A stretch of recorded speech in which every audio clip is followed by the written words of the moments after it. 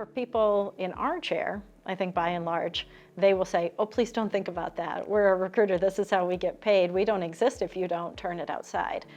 That is what makes us fundamentally different from every other recruiting firm out there, is that we want to have that conversation of there is a time and a place for you to pay a recruiting fee, but it has to be based on the necessity and the dynamic of the role, and not just because you find yourself in a spot where you can't get a candidate. A lot of our consulting clients begin or reach out with the idea of we pay too much in recruiting fees, whether it's over the last month, the last 12 months, the last few years, and they want to solve that but don't really know where to begin. A lot of times for us, what that comes with is sort of what we would call like a talent acquisition build. The major problem with a recruiting fee is that it does not reinvest back in your business. It goes outside and it doesn't have any collateral damage. There's no way for you to leverage that hire from an outside recruiter unless you call that recruiter again and again and again. And so what we want to do is help companies take that money and shift it and utilize it in better ways, more meaningful ways based on what your hiring projections are. So that could mean investing in some new technology, a better ATS, a better HRIS. Second thing is you might just need to put money into more job boards or different kinds. I mean, that is a very legitimate strategy for sourcing as an alternative to working with outside firms.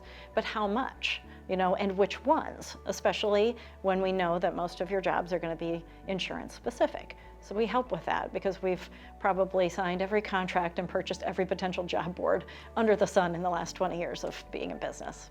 Honest to goodness, you might need to take some of that money that you're spending on outside recruiting fees and hire more internal talent acquisition folks.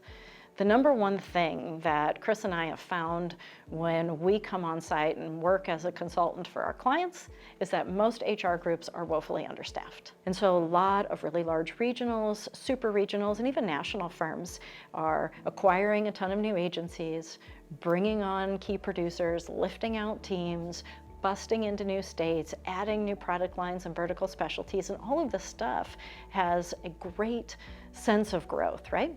That works for agencies from a sales and marketing standpoint, but it falls short in the idea of reinvesting into the tools and resources that you need in HR.